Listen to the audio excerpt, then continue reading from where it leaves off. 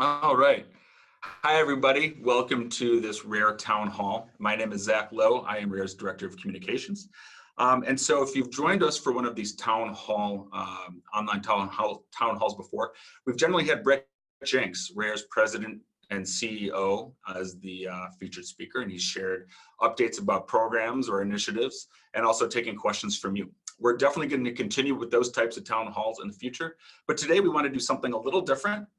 We want to introduce some people that are doing some of the work directly on some of the exciting initiatives and technologies that we are using to help us achieve our mission.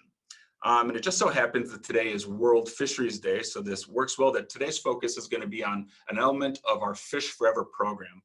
And that piece is called OurFish. So OurFish is a mobile app designed to help fishers, fish buyers, and others within the coastal fishery community capture more and better data to empower communities to make more informed decisions about how they manage their local fishery. But as we hope to show you this afternoon, it's much more than just an app. And so we hope to share a little bit about the impact and what this app, what the vision is for the app and what we hope to accomplish by introducing it in communities where we're working. But before we get into that, I want to provide an overview of today's webinar. So following the welcome, we're going to introduce you to the app itself. And that's where my colleague, George Stoyle, who's sitting to my left, is going to share with you. He is RARE's Senior Manager for Technology and Innovation. So he's going to give you an overview of the app itself. We're also going to hear some voices from the field. Lito Mancao from our Philippines team and Raymond Jakub from our Indonesia team are going to join us and talk about how they're using OurFish with the communities that they're working with. We're then going to have some photos from the front lines. In addition to being a data whiz, George happens to be an award-winning photographer, and he recently went to Indonesia, where he embedded with a fishing household and documented kind of a day in the life of a woman who is an OurFish user. So he's going to share what he learned from his time with them. Where they're going to have a story of impact, and Gabi Polo from the Fish Forever Latin America team is going to share a little bit about how OurFish is actually having an impact and share the story of one woman in Honduras. And then we're going to open it up to Q&A and take questions from all of you about the app and other things you might hear today about the Fish Forever program. So Fish Forever is RARE's community-led solution to coastal overfishing. Coastal overfishing is one of the greatest and most immediate threats to oceans and the communities that depend on them. And so the program is designed to inspire communities to work together to protect coastal habitats that support their fisheries. So through an innovative approach rooted in behavioral insights, Fish Forever inspires fishers to adopt responsible fishing behaviors. And it empowers communities through clear rights, strong governance, local leadership, and participatory management. As Dr. Steve Box, who is RARE's managing director and leader of the Fish Forever program, as he usually puts it, Fish Forever isn't just about fish. It isn't really about fish. It's about people. It's about coastal communities. It's about the importance of fishing as a livelihood and its importance as a way of life, and valuing a sector that influences society in many ways, but too often goes unrecognized. So at its core, Fish Forever highlights the value of coastal fisheries to local populations, to national governments, and to issues like global food security. Here's a quick look at the Fish Forever footprint, as we call it. Fish Forever is currently operating in 8 countries. That's up from 4 in 2017. And those countries are the Philippines, Indonesia, Brazil, Mozambique, Honduras, Guatemala, Palau, and the Federated States of Micronesia. Fish Forever has registered over 41,000 fishers, and registration is one of the key behaviors of responsible fishing that the program tries to promote. We've helped establish over 1.6 million hectares of water and put that under managed access or reserves where fishing is off limits and habitats are allowed to regenerate and regrow. And so that's about the equivalent of 20 New York cities. And the program has engaged over 824 communities globally. So now as Fish Forever starts to evolve and move into its next phase, a central piece of this is to collect and disseminate and help fishing communities use data. And use data to make more informed decisions about how they manage fisheries. And the OurFish app is a very big piece of that. So now I want to turn to our panel, if you will.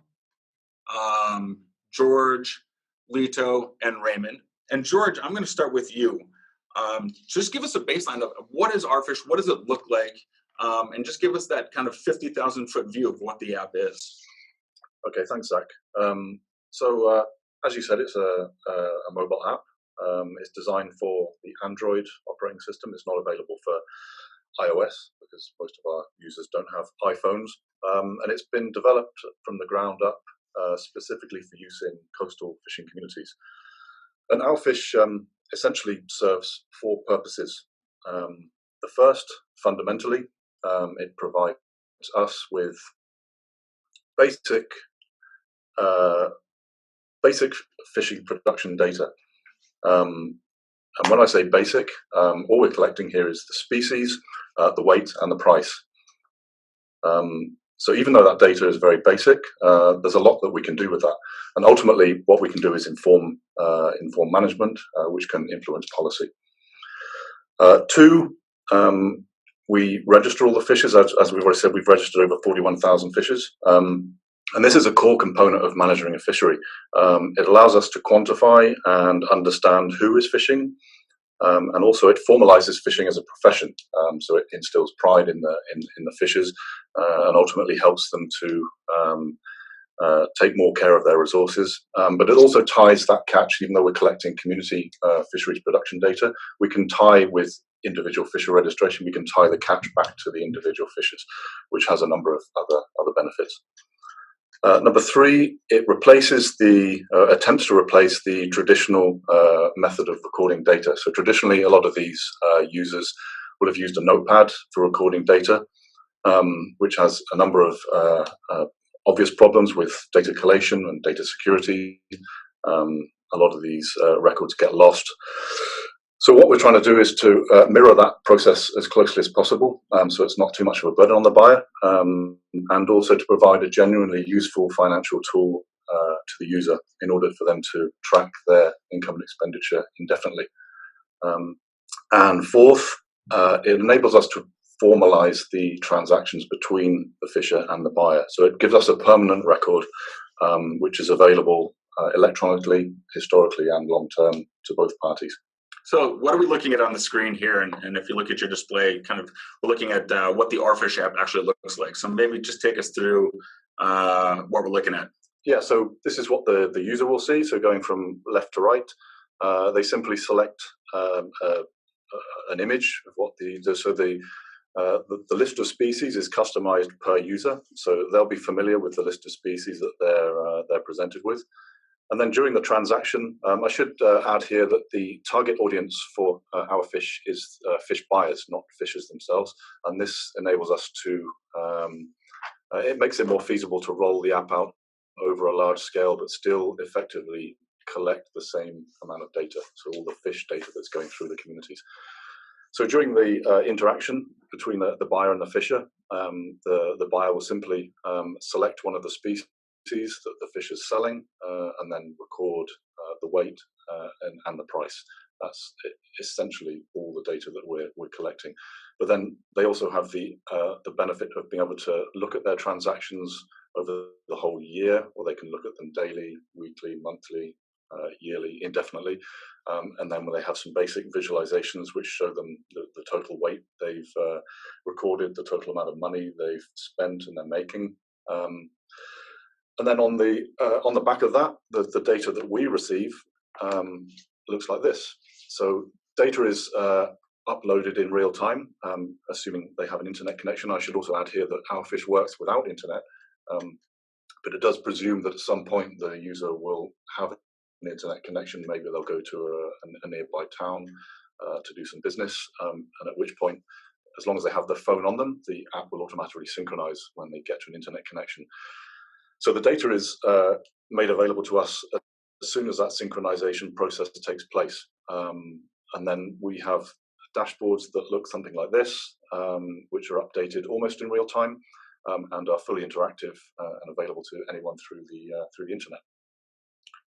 Great. So we talked about data for decision making. So what are we talking about there? What's been the consequence maybe of not having data for these coastal communities? Well, many of these communities that we're working in are unknown with regards to fisheries production data. We just don't know what's been going on. And when we talk about data for decision making, ultimately what we're trying to do is understand the fishery. Are they overfishing? Are any of these species sustainable? What gears are they using? Ultimately, what's the economic impact of the fisheries? And we just don't know this. And the reason we don't know this historically is because a lot of small-scale fisheries data has been inaccessible. The number of fishers that we're dealing with, the number of boats, is fairly vast. Many of these sites are remote with limited facilities, limited capacity. The market chains are very complex. There's a whole load of variables as to why this data has been inaccessible. But crucially, all we want to know is who is fishing, how much fish is being caught. And so what we're enabled to do now with digital technology is to have regular, reliable data, almost pretty much on a daily basis, uploaded to a cloud-based server, and then to produce reports for whoever needs them to inform management. And transparency is an important piece of all of this. So now what this is doing is allowing or infusing transparency into the sector. And what does that mean? Well, it just helps governments and other partners better understand what's going on and the true value of the sector. Great. All right, let me go ahead and bring in our colleagues from the Philippines and Indonesia, Lito and Raymond. Give a second for them to pop up. Hello, Lito. And let me start with Lito. This one. Yeah. First question for you is what is the challenge when it comes to capturing fisheries data from small-scale fisheries in the Philippines?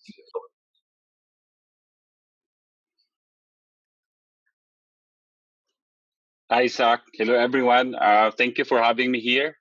So municipal coastal fisheries is very important in the Philippines, as around 1.9 million small-scale fishers are actually dependent on it for protein and livelihood.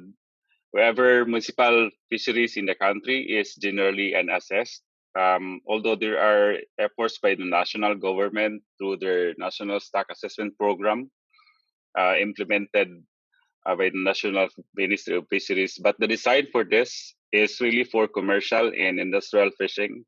These are boats that are using 3 gross tonnage and above, which is just around 1% of the total boats in the country, leaving the catch of those boats lower than 3 gross tonnage unrecorded.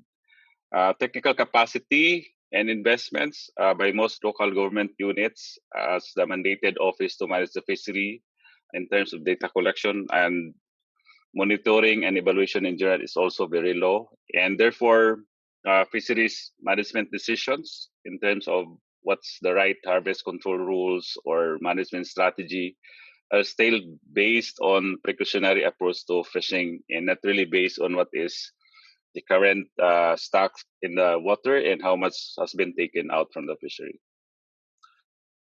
So how are you rolling out OurFish? What has been the process so far in the Philippines? So we started implementing Fish Forever campaigns in the Philippines 6 years ago, and we included fish catch reporting as among the basic behavior of a professional fisher, aside from having themselves to register and get license for fishing. We started on a paper-based fish catch monitoring system, and we employed 2 strategies for that. One is enumerator-aided, where local government units are hiring technical staff to do the monitoring. And the other one is for individual catch reporting. This is our individual fisher has to record their own catch. We have a number of adapters on this one, but we see challenges like most of the fishers in the country has low level of literacy, and there's a challenge in terms of filling up the form And because this is paper-based, so many forms are actually submitted, and it's very difficult to encode them. And because of the limited capacity of the local government units, most of this data are just in the shelves, not being recorded or encoded or analyzed, and therefore not being used in fisheries management decisions. And we also realized that we missed the biggest player in the value chain, which is actually the buyers, who was daily recording and having to buy fish as their business. And that's why in 2018 we started introducing OurFish to some of the buyers. We piloted 11 local government units here. We trained them, and from that pilots we found some successes, and we started to scale up the usage and adoption of this. And as a behavior change organization, we designed a campaign for the use of the OurFish, like changing from a paper-based transactions to somewhat digital. We promoted the OurFish brand campaign for the buyers as our target audience. We use banner messaging such as OurFish, our future, our responsibility, and we included several taglines such as I use OurFish in my business and it makes fish buying transactions fast, or by using OurFish, my business is just at my fingertips. And we use this, we included these taglines in several social marketing materials like teasers or apron, and as an incentive to the buyers who are using the app. So you make a really important point, and I want to emphasize before I turn to Raymond, and that is that we, as an organization, we're not just introducing a tool, handing it off, and saying good luck.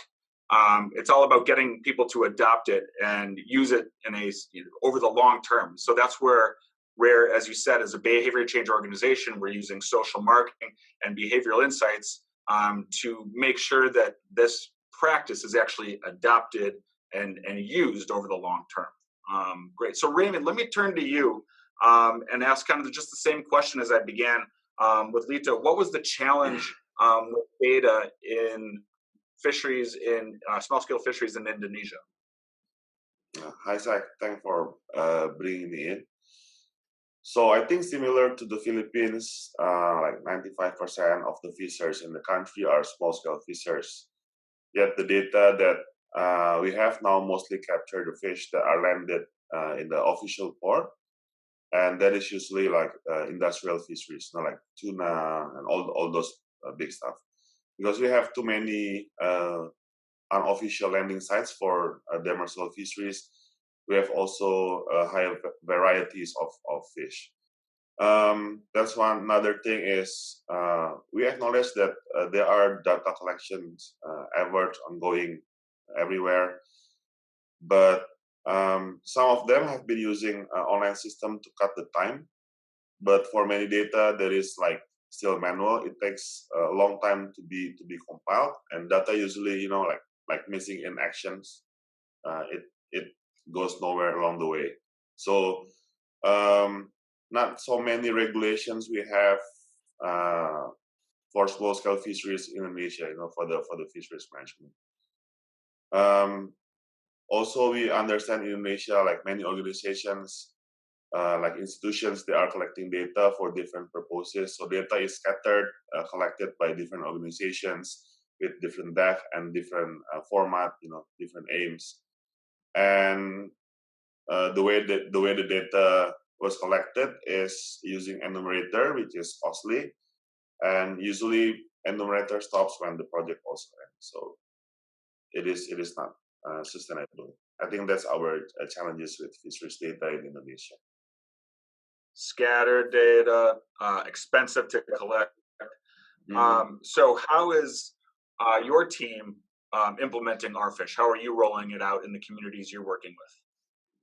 So when we were introduced with OurFish, we selected our sites where we are working with the Managed Access and Reserve program, with the Fish Forever program, because we want to show also the connection, how the OurFish data can help the Managed Access, the Fish Forever program. So we have been working the OurFish in 3 provinces in Indonesia. The big one is in Southeast Sulawesi, where we have our program now.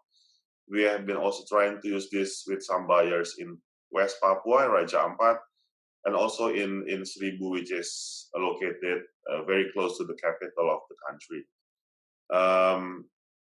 So I think I need to emphasize that OurFish is not only owned by Rare in Indonesia, but also by our local government partners. So we have been working this together with our partners in Southeast Sulawesi.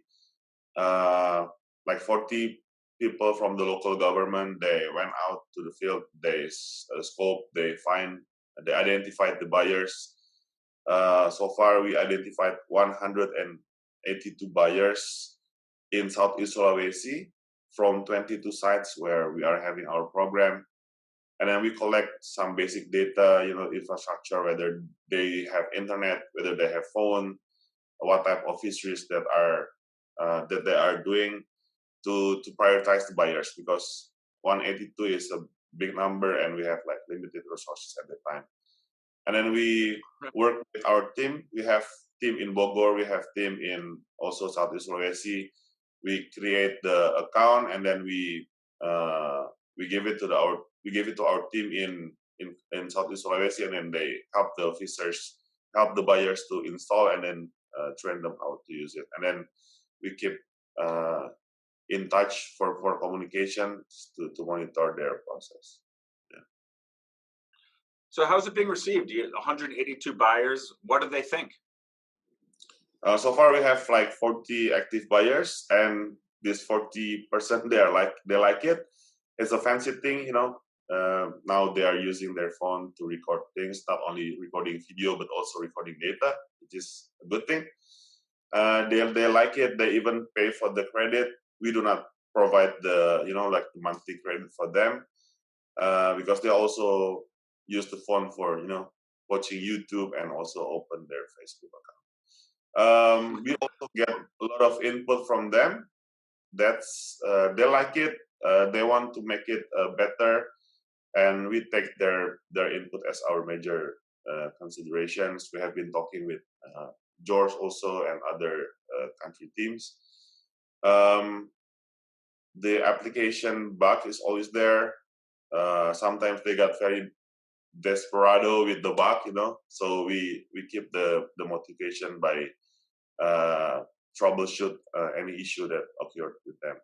For the buyer's family, they have also been seeing this as a good thing. We have seen that one buyer use OurFish as a family activity, so we increase the quality of the family time in his family. So the kid has been helping like her father to input the data. And for the provincial and district government, this is a good innovation. They love it. They're eager to see how they can use the data from OurFish and then translate that into like better regulation. I think George was talking about data for decision making, and we are trying to make it happen also in Indonesia. Yeah, thanks. Thanks, Lito. Let me turn to you. How is it being received in your experience, and maybe particularly government partners? What do people think of it? Yeah, so most of the buyers love it, especially those who are really big buyers of fish, since the transactions are recorded and integrated in one system. They now have a complete record in terms of their business, the history of their profits, and the list of those who are indebted to them. In terms of the usage of the app, most of them said that it's now easier to compute actually their transactions compared to the normal calculators they are using. Understandably, there are challenges, especially in terms of literacy, but as Raymond said, we were actually promoting catch recording as a family business, so some family members could actually help the fishers record their catch or the buyers record their transactions. We actually also introduced the app to several national conferences in the country. The national government is actually in the process of coming up with a national policy on catch recording and reporting. We are actually attending most of these trainings, and we introduce OurFish to it. This is one way to actually reduce UU fishing, legal, unreported, unregulated fishing. And at the local level, we are working with most local government units in terms of data feedbacking and the use of data later in their fisheries management decisions and reporting the state of their fishery to the data collected from the OurFish. This will really justify investments and to report the state of their fishing from just beyond anecdotal accounts from the communities and the fishers, and also in designing the right incentives for those buyers who are religiously reporting and recording transactions through the OurFish app. Terrific.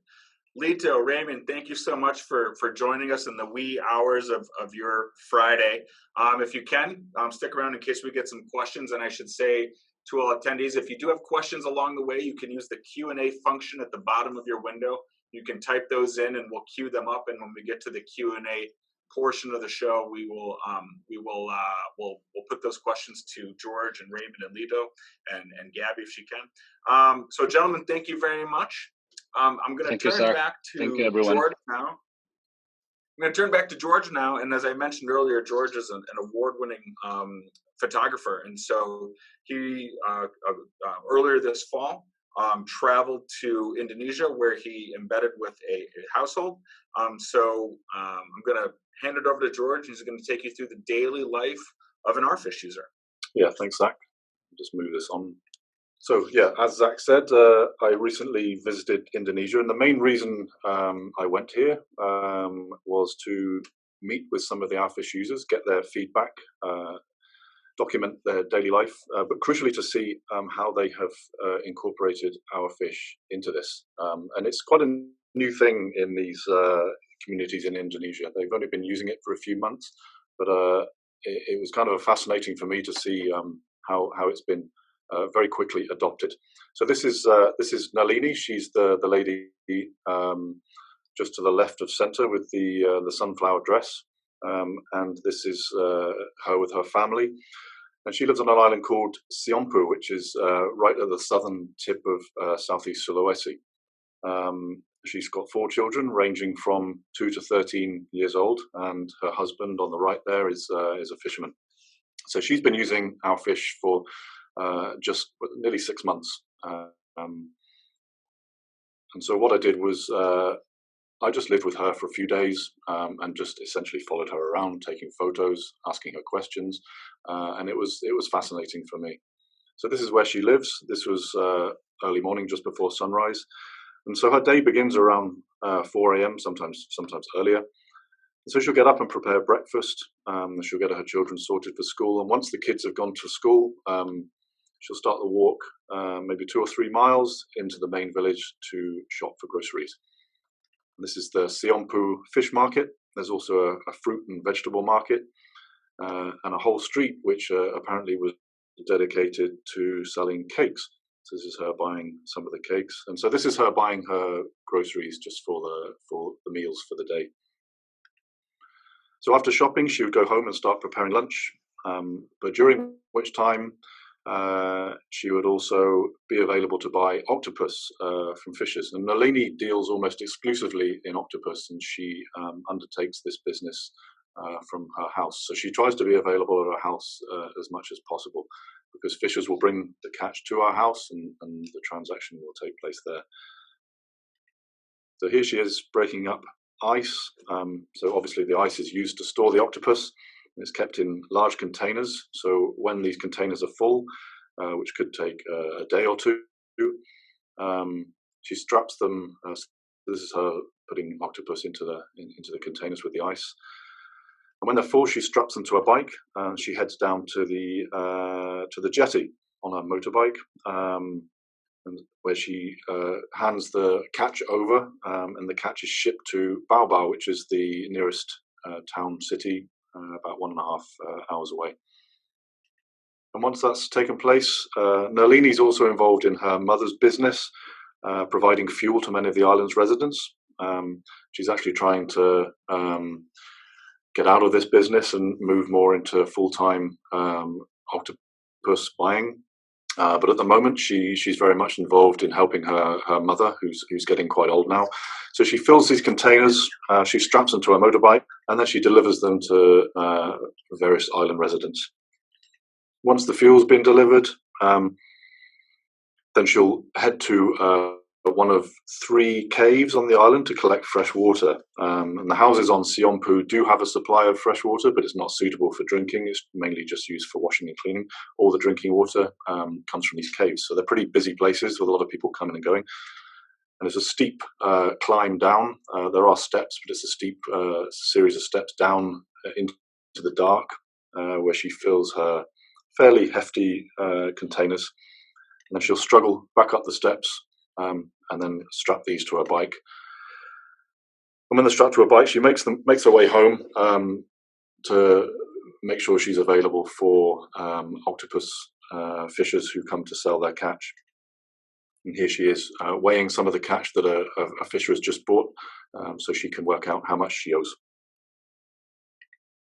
And interestingly, what I never really took into account, because most of the OurFish users will use the app while the transaction is actually taking place, but because the nature of dealing with octopus means that Nalini often has very slimy hands. She doesn't want to use her phone. She takes great pride in her mobile phone, so she doesn't want to use it during the actual transaction. So she still uses her traditional method, which is to record these data down in her notebook until she gets to wash her hands. But as we'll see later, she transfers these to the app. So this is around mid-afternoon. The children will come home from school and they'll have about an hour's session of Arabic lessons. And then after the lessons, the kids will go out and play. She'll cook dinner with her neighbors and her friends. And then following that, when everyone's eaten and gone to bed, then she'll settle down in the corner of her house and she'll go through the daily catch records and start entering into OurFish. And this, interestingly and encouragingly, was something that she really looks forward to doing. She really enjoys the process of entering the data, and it almost seemed to be like a fitting end to the day. She kind of relaxes into it, and she almost sees it as like a game. And we mustn't forget that mobile technology is a relatively new thing in some of these areas, and so it's still a bit of a novelty. And so she really enjoyed the process. And then the next day, this is me just showing her some of the the dashboard that I showed you previously. This is me showing her the interactive dashboard.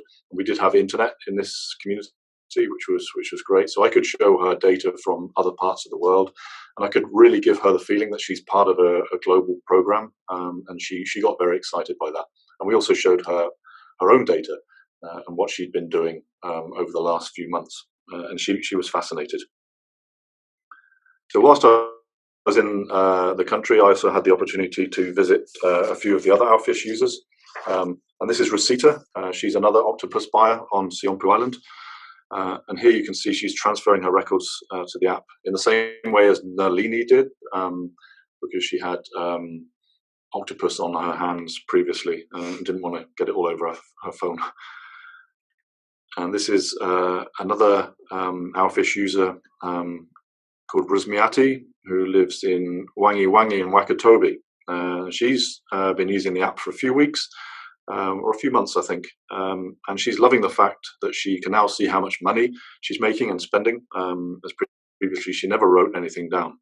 And like Nalini and many of the other buyers, she's also involved in a number of other businesses. So now she can start to factor in her fish transactions into these other businesses. And finally, I thought this was a good way to end this little slideshow. This is a 13-year-old daughter of another user called Ibrahim.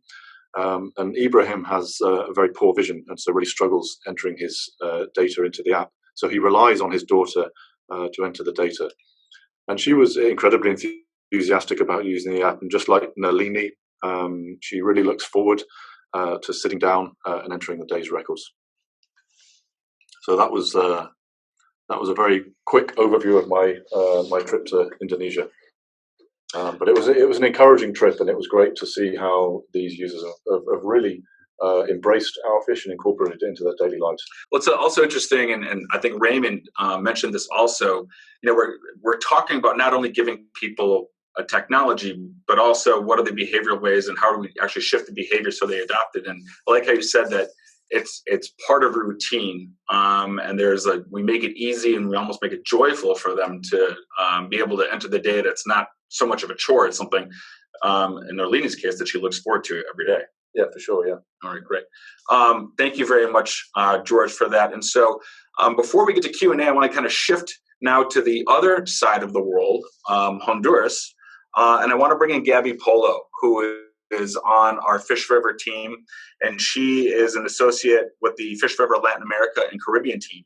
And she's going to share a story of a woman fish buyer in Honduras and really show how the impact of this app is having a ripple effect beyond just the beyond just the phone. Gabi, are you with us?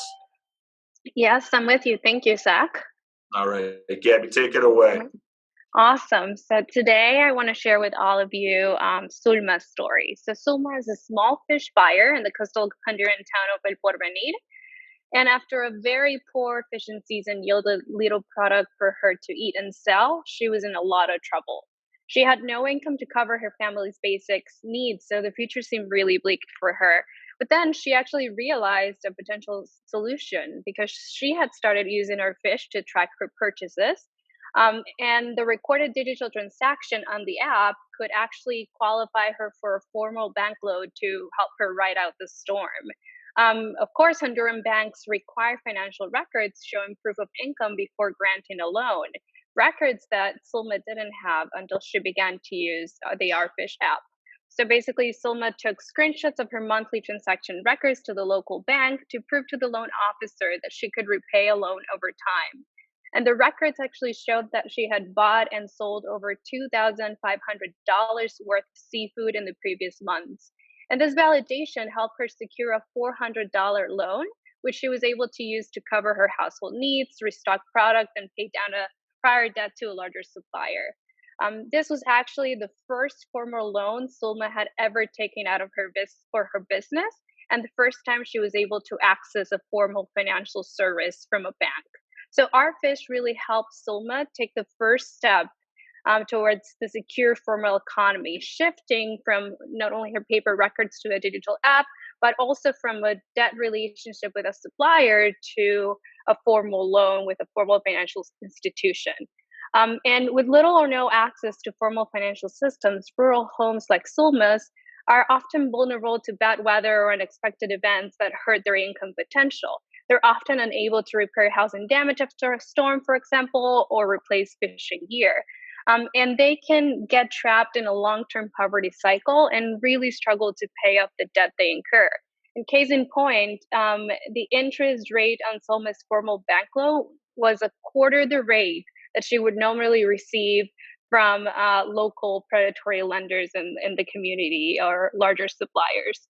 So Sulma's story shows that OurFish not only records transactions and promote transparency, and also shines on the economic importance of coastal fisheries and provides that data for decision making, but it is actually an effective business tool that can help fishing communities and fishing households build financial and market inclusion, increasing both their access to formal financial services and their resilience. Thank you, Gabi. So, well, what's next for OurFish and Honduras or Latin America? So currently, OurFish is being used by over 35 buyers in 21 coastal communities across the entire Honduran North Shore. And actually, in the early next year, we'll be hosting a user summit with current and potential users, just to bring them together and share their success stories, like Sulma's, for instance, and get more users to take advantage of the app. I think Sulma's story really shows the impact that this app can have. Because at the end of the day, yes, it is about the data, yes, it is about the transparency, but it's also about getting communities into the formal economy. So we're super excited to get more users on and continue showcasing the benefits of the app. All right, thank you, Gabi. We look forward to hearing how that goes and how OurFish continues to ripple and have those benefits beyond the transactions themselves. Well, thank you very much. I want to quickly, before we're going to get to Q&A in a moment, so if you do have questions, feel free to pop those into the Q&A function. Well, actually, why don't we go to Q&A right now? What a perfect segue. The slide tells me that it's Q&A time, so it's Q&A time. George, tell me, what do you think is on the horizon? What's next for OurFish and the Fish Forever team? Maybe talk about the data portal itself and how we start to share the results of OurFish. Yeah, I mean, we're in the process of building a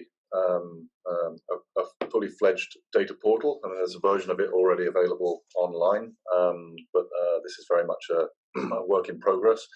All our data from, I think most of our program would be available through the portal, including obviously OurFish. And we also have a number of new features. So another result of my trip to Indonesia and the feedback we had from some of the buyers was the inevitable, can you include this, can you include that? And we take all that on board. And in fact, we're now on the version 2 of the app, and version 2 was developed very much with the feedback of the users from version 1. And so we have, another phase of development for the app that's about to start, and there will be a version 2.5, version 2.3 as we continue to learn soon. And so all the feedback we get from the users will be available to all the other users in the world. So eventually we'll have an app that will please everyone. Maybe that's the dream. That's the dream. And yeah, just having more and more users rolling it out in more communities. More data for decision making. Terrific. We have one question I want to get to now. Does the data collected via the app tell RARE if the fishery is being fished sustainably? So how do we what do we take away from the data on the way to understanding, all right, so what's the situation? Is the fishery that we're working with on its way to sustainable fishing? I mean, it's a complex question. I mean, ultimately, yes. I mean, that's a kind of long-term thing. So what we learned from we had OurFish running in Myanmar as a pilot before we really rolled it out anywhere else. And what we learned from that pilot phase was that we could look at what species were targeted the most. In Myanmar, I think we had recorded maybe 150, 160 species, but we found that 80% of that catch was just 4 species. So we can start to implement management and say, maybe we can reduce pressure on these species, and we did have a tracking pilot as well, so we could see where these species were being caught. But it really requires long-term data, and the data actually also feeds into our program of managed access areas. And so once that's up and running and in full swing, then we can start to look at these things with more concrete data. But we're really in fairly early stages at the moment, because many of these users, particularly in Indonesia, have only been using the app for a few months. And because these communities have had no data whatsoever, we really need a year's worth of data at the minimum to create as a baseline. So yeah, 1 to 2 years, we can start to piece these things together. Let me go ahead and ask a question to Lito and Raymond, and pose this one that just came in. How do we know if reporters are not reporting bycatch or species they are not supposed to keep? So how do we know if people are following the rules? Lito, why don't I start with you? Yeah, so basically some of this might not be captured by the app because basically what the buyers record are the usual fish that she or he will be buying. And most of this, for example, in the Philippines, bycatch are just kept at home. That's why we are doing some other strategies to capture the bycatch. I'm not sure in terms of the Indonesia, but Raymond is also planning to this one. But I think this is one limitation. So, for example, illegal or those that is actually prohibited by the law. Most of the fishes are not actually selling them, so they are consumed at home. So the consumption part is the one that we need to look into But by as part of but the by targeting the implementation. buyers, I'm sorry, yeah, by targeting the buyers, we hope to really know what's kind of coming into the economy, and it might Yeah, separate from what people are using at home. But by targeting buyers, we can identify that. sure. Raymond, I'm going to turn to you now for the next question. What other organizations or institutions does Fish Forever partner with in Indonesia? Other NGOs, government units? Who are our partners? Who are your partners? All right. So I think our main partners are really the governments, both in the provincial and also the district governments. Like I said, NGOs, we have different ways of doing our data collections. We have been also sharing our system to different organizations, like the Nature Conservancy. They have their own system, WCS. So the government in Southeast Sulawesi and West Papua, they're really eager to learn with us along the process for our fish. Even like the district government, they allocated staff to do the managed access and reserve program, and those people also are doing the OurFish implementation on the ground. And the provincial government, we are looking ways to bridge the data and also the regulations. So how we can optimize the data that are generated by OurFish automatically and then turn that into regulations. So provincial government, district governments are our main partners. All right. Thank you, Raymond. All right. We are just about out of time. So before we wrap up, I just want to kind of walk through the takeaways and what we want to make sure that we leave you with today.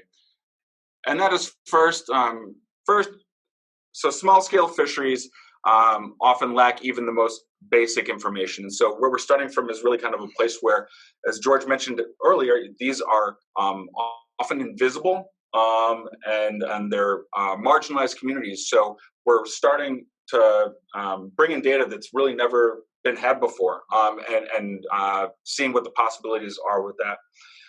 More and better data is critical for more informed decision making. So key stakeholders need catch data to make informed management decisions.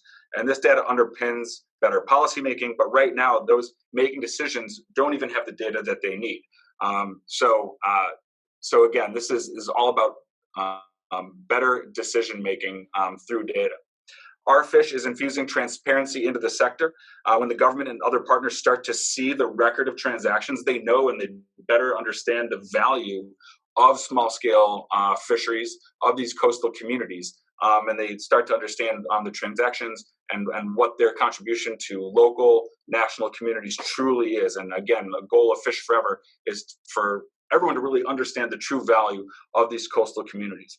And then finally, RARE's contribution is not just the tools, but how we deliver them to drive adoption and sustained use. So we're layering behavioral insights into the training and deployment strategies of OurFish to make sure that there's sustained use of the tools. It's not just handing it off and saying good luck, but we're using RARE's kind of core competency, behavioral insights, to make sure that people have the best chance of adopting these tools long term. So with that, I want to conclude this town hall. For more information, feel free to subscribe to our newsletters. Go to rare.org/subscribe, and I think we're going to drop that link into the chat. We also have a few resources we invite you to check out. First, if you would like to learn more about Zulma and her whole story, we have a story at Rare Studios, so we'll drop the link in the chat box to Zulma's story. Raymond was just interviewed by Pew Charitable Trust. Raymond is a former Pew Fellow. He was with them back in 2017. So I encourage you to check out his interview, which is on this topic with them.